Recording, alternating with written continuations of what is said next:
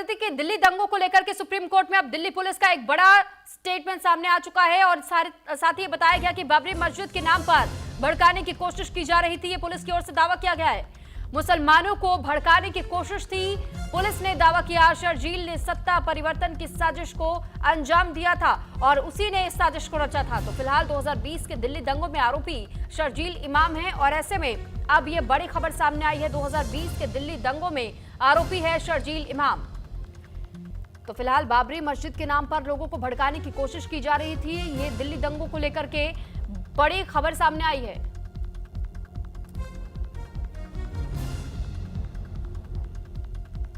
इस पर ज्यादा जानकारी के साथ क्राइम एडिटर अली शरण न्यूज रूम से हमारे साथ जुड़ चुके हैं। अली, जानकारी चाहेंगे आपसे कि जिस तरह शर्जील इमाम का नाम सामने आया है कि इस पूरे घटनाक्रम को अंजाम देने के पीछे उसी का दिमाग था, और क्या कुछ अपडेट इस वक्त आपके पास?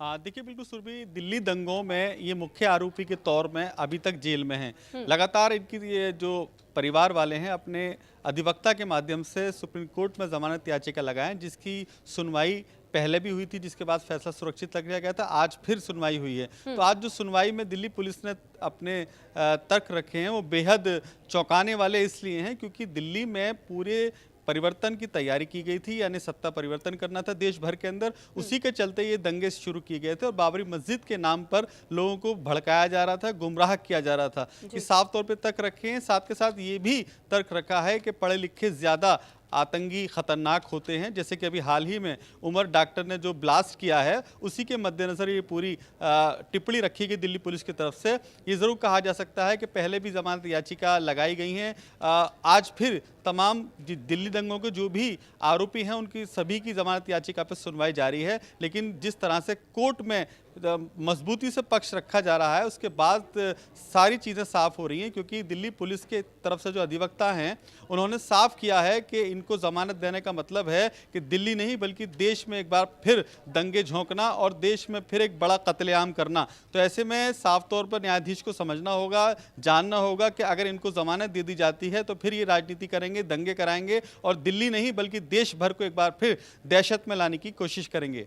सुरभि, ठीक है, इस बीच हम ये भी देख रहे हैं कि सोशल मीडिया पर भी एक नैरेटिव सेट करने के प्रयास किए जा रहे हैं और इसमें देश विरोधी गतिविधियों को लेकर के एक ट्रेंड सा जैसे कि चल पड़ा हो और सोशल मीडिया का सहारा भी युवाओं को खासतौर पर उनका ब्रेन वॉश करने के लिए किया जाता है। क्या इसमें भी किसी तरीके से कनेक्शन सामने आया है कि शर्जील इमाम ने न केवल भड़काऊ भाषणों के जरिए लेकिन युवाओं को सबसे ज्यादा उन्होंने प्रेरित करने की कोशिश की कि किस तरीके से उनकी बातों को ध्यान से सुना जाए और देश विरोधी जो तमाम कार्य होते हैं उनमें युवाओं की संलिप्तता ज्यादा बढ़ जाए?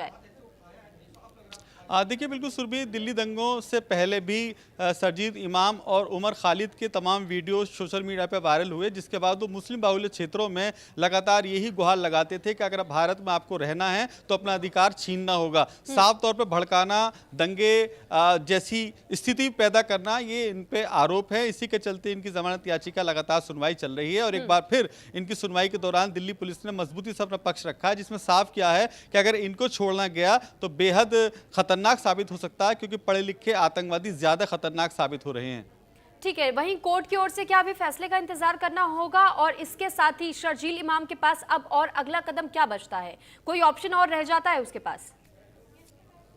देखिए, देश की सबसे बड़ी अदालत सुप्रीम कोर्ट है। पहले लोअर कोर्ट, फिर हाई कोर्ट, फिर सुप्रीम कोर्ट, यहीं पर याचिकाएं लगाई जाती हैं। इसी के चलते लगातार बहस जारी है। अब से पहले भी बहस की गई थी, आज का दिन मुकर्रर किया गया था, लेकिन अब जिस तरह से तर्क रखे जा रहे हैं इसमें फिलहाल सुनवाई जारी है और न्यायाधीश पूरे दोनों पक्षों को सुनने के बाद ही कोई फैसला पेश करेंगे। लेकिन उससे पहले जो तत्व रखे गए हैं कोर्ट में वो बेहद संगीन है क्योंकि ये कहा गया है कि अगर इनको छोड़ा जाता है तो देश में बड़ी दंगे की संभावना है।